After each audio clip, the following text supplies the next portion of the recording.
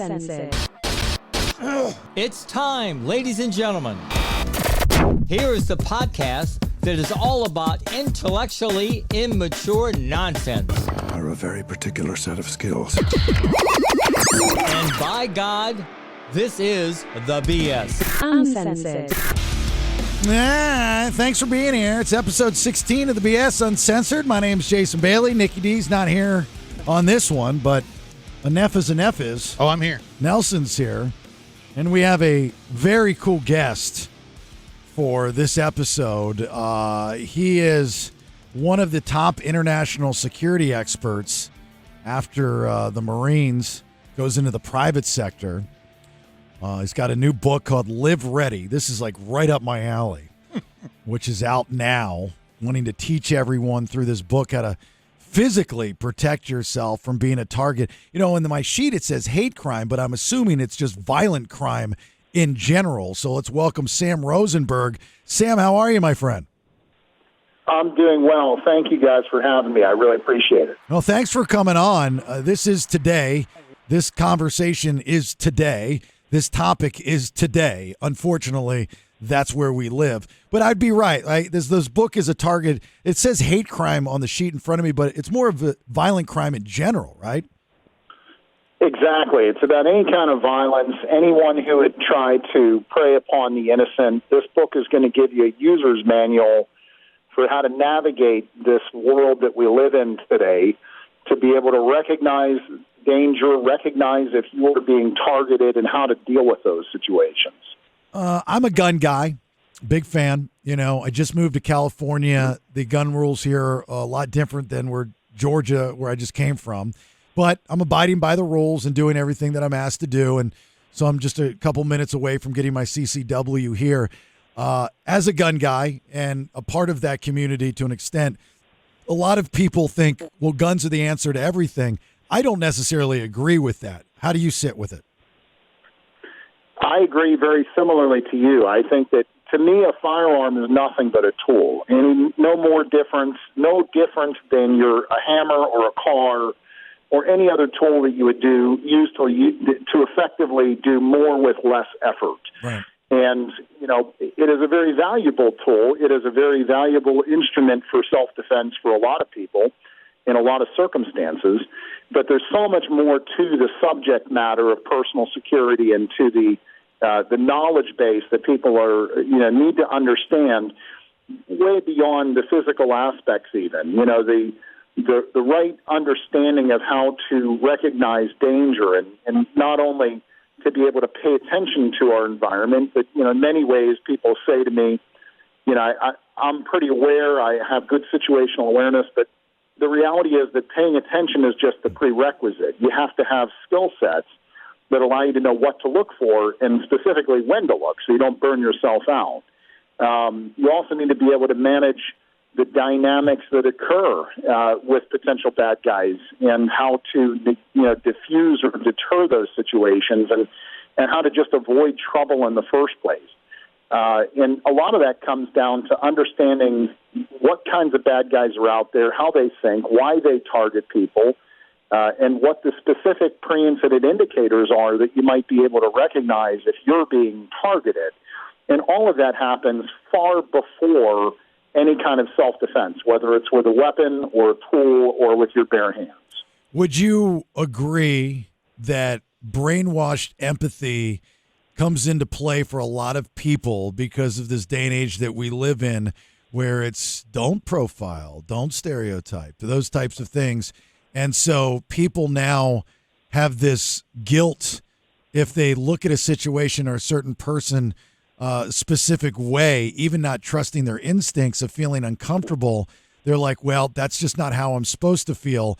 And then bam, they get, whatever happens to them when they should have trusted their instincts. Unquestionably. In fact, I'll go so far to say that, we have become the only animal in the animal kingdom that would willingly participate in its own victimization. Wow. That people have a tendency, they not only override their instincts, but they've been conditioned, as you said, to do so. And these are all part of, in the book, Live Ready, what we talk about is what I call the veils of denial. And there's multiple, but the overarching dynamic that we're talking about is what I call the social veil. That, this mentality of, I'm not supposed to judge a book by its cover, or I don't want to profile someone, is a very, very powerful, never more powerful than today in our society in terms of overriding our natural radar and our ability to recognize danger. And we also have another powerful veil called the veil of normalcy, which is classically referred to as this idea of what's called normalcy bias, meaning that even when we see warning signs that something is amiss, that we look for all of the rationalizations of why everything's just normal. We're almost committed for things wanting to be normal because the alternative is so scary. So when you couple those two things together, even people who have reasonably good intuition, or they can sense that something is not right with someone, they override that so quickly, and they just dismiss their normal radar and say, well, everything's fine, it's probably no big deal, or, I'm just overreacting, or they go into that social mentality that says, well, I'm not supposed to think those thoughts. We're supposed to be accepting and welcoming of everyone regardless, and they literally override their protective instincts. Yeah.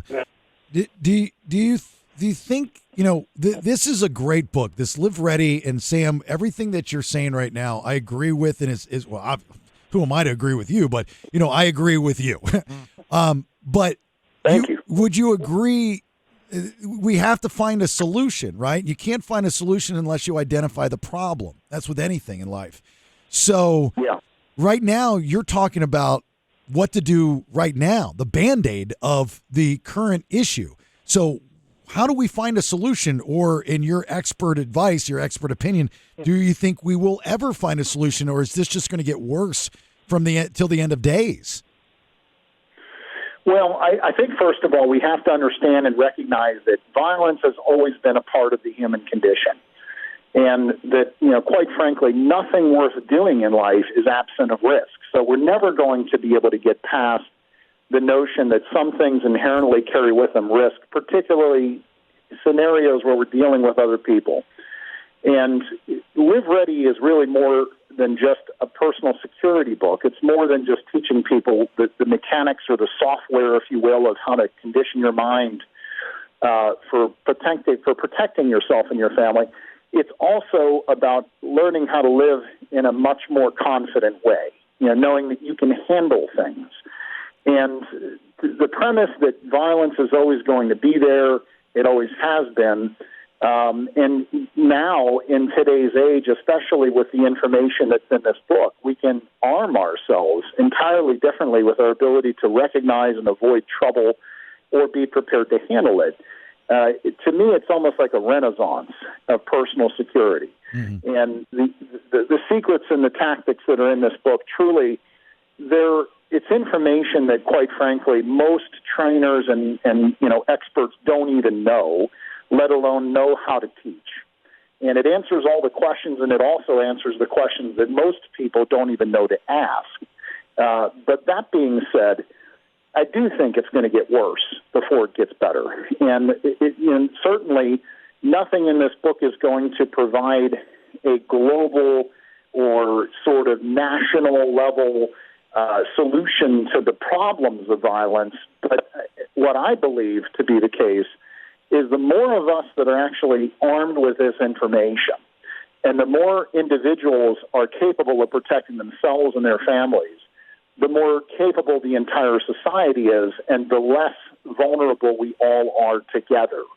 But that being said, with a longer discussion, I can definitively get into the psychology of who commits mass homicide and why fundamentally they are ultimately very brittle, very cowardly individuals. They can only succeed, as with most predatory bad guys, they can only fundamentally succeed when they're preying on a soft target. So someone like you is not a soft target just by nature, just by the conversation we've had today and knowing what I know about you. But the average person, they don't realize that they are. And we want to move them in that direction of being a little bit more of a hard target so they are not on the menu. It's interesting, Sam. So really, essentially what you're saying, I mean, I know there's a lot more than what I'm about to say that goes into this, but it's almost how you carry yourself. Yeah, and it's not just how you carry yourself, because here's the thing. Bad guys are experts at reading people, and you have to become much better at reading them. Yeah. But you also have to become very good, and I say you in the editorial, one has to become very good at reading them, but one also has to become good at understanding how you are being read. And just carrying yourself with confidence, or carrying yourself like pretending that you are aware and ready to respond is good, but bad guys can see through that to a degree, especially with enough time, so that someone that you're interacting with on a regular basis. The best way to carry yourself with confidence and to know that you're or to present yourself as a hard target is to actually be a hard target, and to actually have the knowledge and skills. Then you're not faking it. It's real. And don't be afraid, for those that are listening, to be called paranoid and crazy like I am with my wife all the time. Back to wall. And here's something that pisses me off about today's world, Sam, is that I grew, growing. I'm 48. I'm a Gen Xer. I have when I say conservative views, I'm not talking politically. I'm talking about traditionally, where, to be a gentleman, you hold a door open. If you're walking down the sidewalk, and this one in particular really bothers me, you stand closest to the street. That comes from the olden days, where if a car were to go over a puddle, you would get the water on you and not the woman, and those types of things. So now when I walk down the street, I find myself, and this sounds silly, but I find myself having her walk close. It's safer for her to walk closer to traffic than it is to have her walk sandwiched between me and a possible predator that could jump out from wherever. So you have to kind of change these traditional views of being chivalrous, in order to survive almost in today. Now, it's never happened to us, but you just never know. And I'm, again, I guess paranoid, as my wife would say sometimes, or my friends would say. Well, I don't think you're paranoid, just from talking to you here, and I don't think anything you've said is paranoid. I think that having a consciousness, a security consciousness, and having a protector's mindset is certainly not paranoid. It's more of just being able to live very capably and very confidently in the dangers, amidst the dangers that the world presents. And, the reality of it is, where you position yourself in a restaurant, or, what seat you choose to sit in a concert, or where you choose to walk, all of those things are very environmental and situationally dependent. And, in the Live Ready book, I talk about a lot of those things, and I share some personal experiences of being in theaters, and I share experiences of my clients who were, in many cases, found themselves on the wrong end of some of these situations, like the Mandalay Bay shooting. And, there's huge lessons learned in all of these dynamics. And one of the things that I would just say is I truly believe that to change our behavior and to modify our behavior so that we don't go out and we don't participate in society is to let the bad guys win, okay? And the smarter way to do things is to simply acknowledge that trouble can arise, and you want to be ready to meet it. You want to be ready to respond to it and to be able to take the necessary precautions to minimize the chances. That's what you do, and that's what I do. And we do it to a degree now unconsciously, because we've made it such a habituated practice. And that's what I hope that this book will help with a lot of people, is to move them a little bit further along with realistic, everyday behaviors that will help them habituate some of these skill sets, so that it removes the possibility of them being targeted in the first place and gives them an advantage if they ever are. And, some of the little things, like not just sitting where you can see what's going on around you, but recognizing that when you walk into a venue, find your exits, right? It takes a second. And, know things like there's always an exit through the kitchen. There's always an exit backstage. so that you pre-program in some basic skill sets that in the event of an emergency, you at least know an escape route if you have to. Sam, when you walk into a new room, what's the first thing you're looking at? The people. Yeah. The first thing I do is, and I talk about this skill set in the books, a lot of it comes down to teaching people the same skills we use as public figures, to protect public figures, is when you walk into a room, you scan it, and you scan it left to right, because that's the way our brain is programmed to have the greatest comprehension scientifically. But we scan left to right, and you just glance, and if something draws your attention, focus on it and question why. And then there's some very specific and simple mental exercise to say, what exactly is going on here that is causing my brain to alarm me to some kind of trouble or to draw my attention? Almost always it's people. And if we're being highly specific, you want to read people and understand why are they using this environment the way they are, and functionally speaking, see their hands and their face. What are they telling you non-verbally? One of the gentlemen who is one of my mentors, I quote in the book, that was kind enough to write a very nice blurb of praise for the book, is Joe Navarro, is a leading expert in the world on body language. And one of the things he always says is that, the lips can lie, words can lie, but the body cannot. And, the body language of people and being able to read people is the real window into what's going on. So having some of those soft skills, this is not about physical self-defense tactics or firearms training. It's about the software of how do I read a room like Jason Bourne, And that's what we're really looking for. Or Jason Bailey. Right, Jason Bailey. Jason Bailey. Yeah. That's right. So I, my book's not out yet, nor will it ever be out, Sam. But what I call that is picking my team. And I always, because when you walk on a plane, and this is a post 9/11 thing, and every guy does this. At least guys with balls do this. Is you walk on a plane, and as you go to your row, your seat, you're going through each person, and you're looking at if we have to regulate who's going to be on your team. Without question. I do that on every time, everything, a flight that I get on, if I'm walking into a room, a restaurant, everywhere I go, I pick my team. So I'm going to have, and that's a skill set from radio doing appearances is, it's the old, the Bengals thing, left, right, middle, when you're on stage is you find a target that you can transition to when you're talking to a room. And that's a public speaking thing as well. Same with self-defense. Now, I sound like I know what I'm talking about. I'm talking to the best in the world right now. But please, at any time, tell me if I'm crazy, Sam, please. No, I love that. I've never heard it called that. I might even quote you on that. That's fantastic. Yes. Oh. Jason Bailey, the BS 98 Rock. Throw in at listen to the BS, theBaileyShow.com. You throw all that in there. It's going to have to be a footnote, I think, probably. Hey, to go back to the Mandalay Bay thing, you briefly mentioned that. Did you know somebody there? What was the situation? Yeah, one of my clients was at the Mandalay Bay during the shooting and took a rifle round in his leg, and there was a lot of lessons learned in this. Not the least of which was how he handled himself, how he handled the situation. The fact that he didn't even know he was wounded until he was actually completely off of the X, if you will, of the attack. And then how many people he helped and his mindset. He had a profoundly powerful mindset about his actions and what was needed and sort of just an observation of how people behaved in that scenario.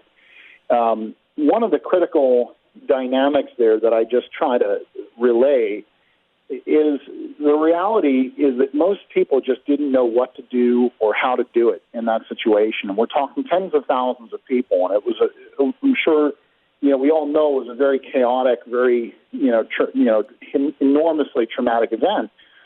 But the thing is that people just didn't know what to do or how to do it. And it's one of the reasons why I've spent so much of my life. I have a very simple philosophy that it's good to have a lifeguard, but you should know how to swim. That it's good to have close protection. It's nice to have protective environments and people and places around you. but you got to know how to swim. And that's the reason why I'm on this mission. I wrote the book because I've taught tens of thousands of people, but I can't reach millions individually. I want to make sure that we reach as many human beings as possible with this critical information. And this book represents basically the most important stuff. If you want to know what can I teach you that is most important, it's all there. Mm-hmm. And when it comes to the active shooter dynamic, terrorist attacks, things like that, I actually offer a free course on my website that you can get to through the livereadybook.com URL that basically breaks it down for free. I just believe so heavily in wanting people to be able to have this information that digital course is there, which is obviously not as good as doing it in person, but it's the next best thing. Yeah, my best friend, who's a pretty big name DJ out in Vegas, he is friends with Jason and Brittany Aldean. So more Brittany than Jason, but he was out there to go see her, and he and another friend of his, and literally when they walked into the outdoor venue that when Jason was performing and supposed to perform, the guy started opening fire, and so everybody, as you said, Sam, was just scattering, and him as well, trying to take cover. Which is crazy that we're even having this fucking conversation in America in 2023. It drives me insane. And so, he could feel the bullets whizzing by his body, and he was hurtling people that had been hit.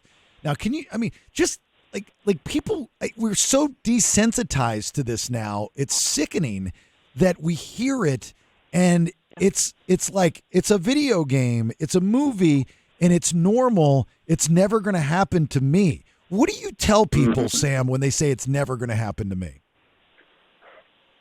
Well, we all know that it can happen anywhere and under any circumstance. And, the thing is that people who believe that it'll never happen to them, are really living in a fantasy land.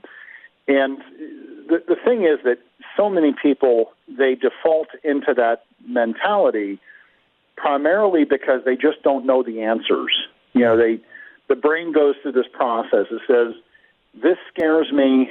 I don't have any idea what to do about it, so I'm just going to hope and pray it never happens to me. And we fall into this kind of modality, this mentality of denial.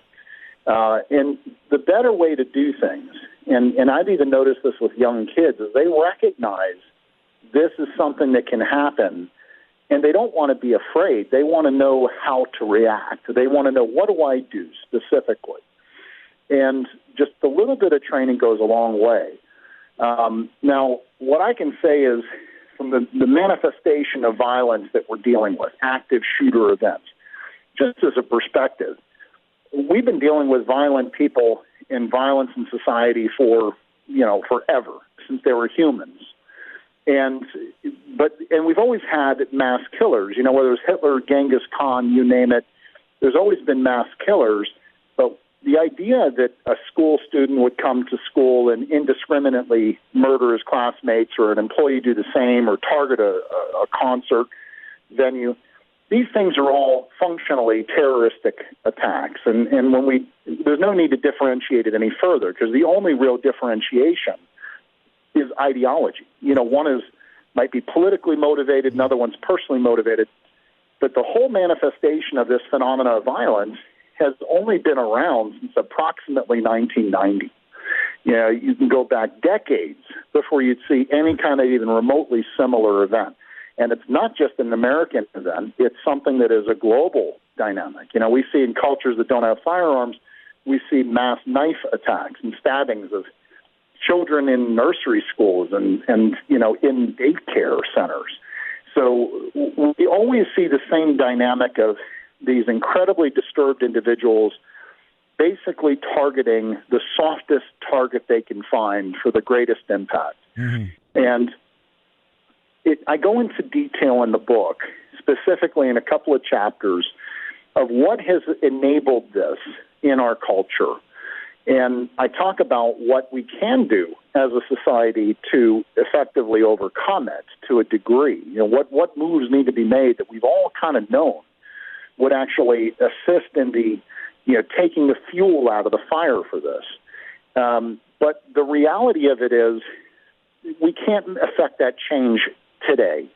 What we can affect is our own responsibility for our own personal security and know what to do and how to do it in a way that is not going to scare us, but is rather going to empower us. And, if we get specific about that, many people have heard the run, hide, fight approach. There's nothing fundamentally wrong with this. The only thing I would suggest is what has to happen first, really, is you have to be able to think and make decisions. Sometimes running is the right way. Sometimes moving slowly and quietly is the better way. Saying that we will run at the first sign of trouble is challenging because what it does is it reinforces panic. And what we really need to do is be able to keep ourselves thinking and making good decisions under high-stress situations. And the only way we can do that is by putting the right software into the computer. The computer needs information that it can follow, especially under stress when we have an adrenaline reaction that starts to compromise our cognitive ability. And the only way to do that is with information.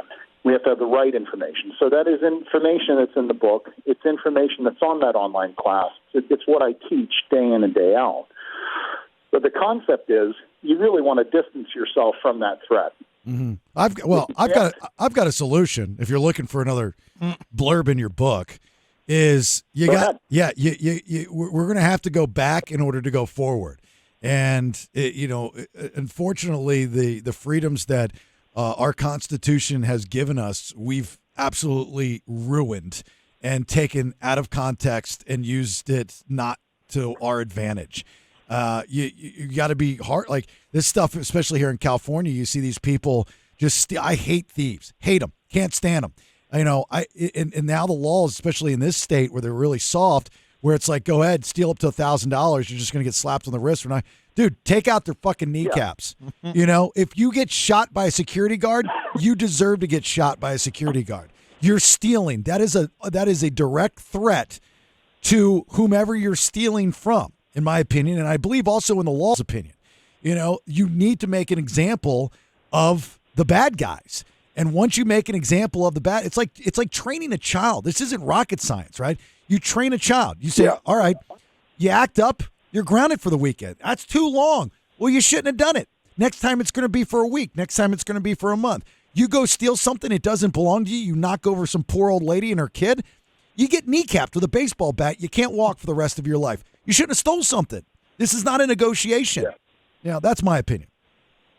Yeah, well, I definitely think there's definitive grounds for that opinion and definite justification for it. I mean, we can look around us and see that in so many of these, a lot of our major metropolitan areas, the DAs are no longer enforcing law, right. And it's selective.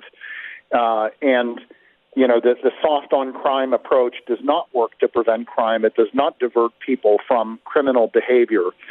I just read an article about maybe 2 weeks ago where a group of effectively Islamic militants in 2021 went out in New York City looking for a Jew to attack.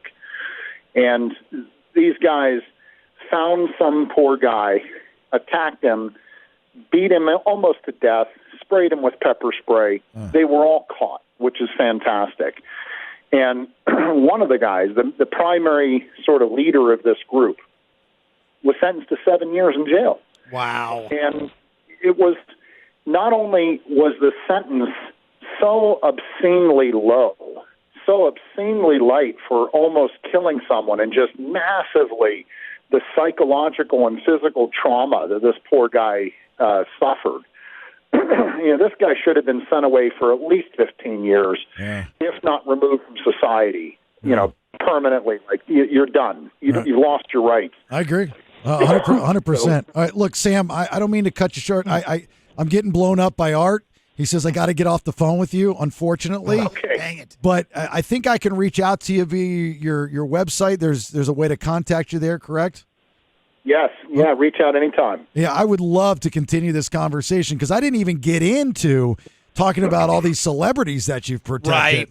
Right. So I'd love to have you back on if you have the time. I'm a fan. I'm going to buy your book, Live Ready.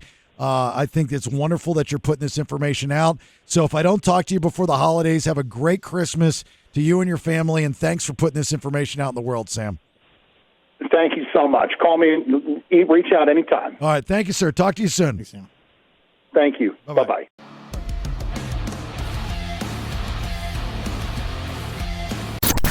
Get off my lawn! It's old man Kevin, and the BS is done for right now. Please share, like, and support. TheBaileyShow.com. Now, get out of here.